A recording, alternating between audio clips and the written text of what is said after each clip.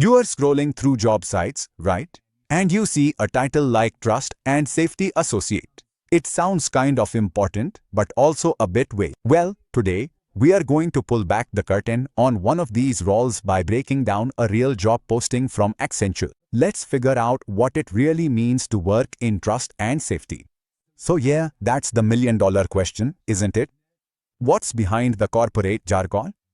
What does the day-to-day actually look like? What kind of person are they looking for? And why is this job so important in our online world today? We are about to find out. Here's how we are going to break it all down. First, we'll unpack the role itself. Then, we'll look at the actual offer from Accenture, the details. After that, we'll dig into the daily mission, figure out the type of person they need, and finally, answer the biggest question of all: why does a job this intense even exist? Alright, let's jump right in with part 1, the role. The title is Trust and Safety, but we all know corporate speak can be a little creative. So let's look past the title and see what the job posting first tells us about the work. Okay, so this is really interesting. Check out the contrast here. The first thing you might see in the description is talk about software engineering teams and agile development, and you'd think, oh, okay, it's a coding job. But then you look at the actual role focus, and it's all about reviewing, classifying, and removing content. So right off the bat, we know this isn't about building software. It's about policing it. So, now that we have a clearer idea of the type of work it is, let's move on. What's the actual offer on the table? Let's get into the key facts and figures of this opportunity with Accenture. The basics are pretty straightforward. The company is Accenture, the role is a Trust and Safety new associate, and it's based in Mumbai. Now, look at the experience, 0 to 2 years, and it's open to any graduate. That's huge.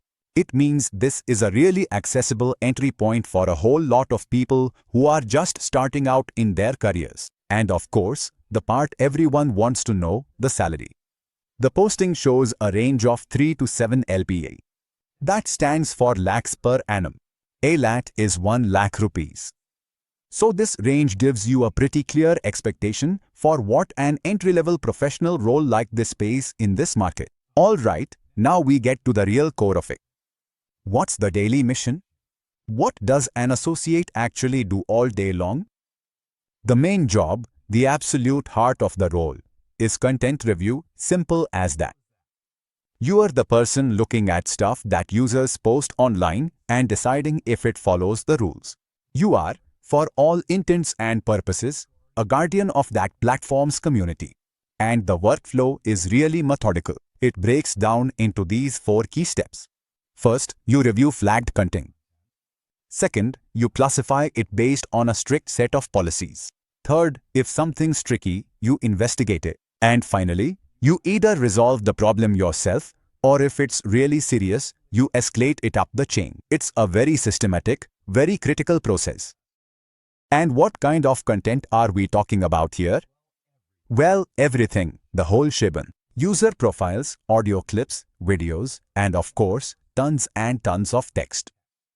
You are swimming in the raw, unfiltered stream of what people put online every single second. So we know what they do, but that leads to an even more important question: who can do this job? Let's dive into the kind of person they're really looking for, because this is where it gets intense. And look, the job posting is super upfront about this. This is not your average office gig. It takes a very specific, and frankly, a very demanding set of personal skills to not just succeed, but to stay healthy in this role. And here it is. This is without a doubt the most revealing line in the entire job description.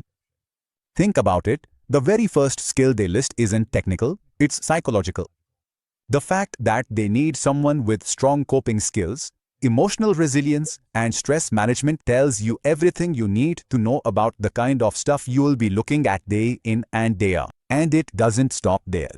On top of that resilience, you have to be totally objective, applying rules without any personal bias. You need an incredible eye for detail, a deep understanding of different cultures and social situations, and yeah, you gotta be ready to work shifts, weekends, and holidays. This is a serious, high-stakes responsibility. Wow, so this all sounds incredibly tough, right? Which brings us to our last section, why? Why does a role like this even need to exist? What's the bigger purpose behind all of that pressure? Well, the posting states the mission pretty directly. This role exists to deal with the kind of socially sensitive material that, let's be honest, most of us try our best to avoid. It's about facing the ugliest parts of online interaction head-on. And the reason for doing all that? It's actually a really simple and powerful goal: to keep online communities safe. This person is the human filter that stands between users and harmful, awful content. So beneath all that difficulty is a really clear, protective purpose. I really like how the posting frames this. You aren't just a moderator. It says you serve as an advocate for the user community. That language really elevates the job.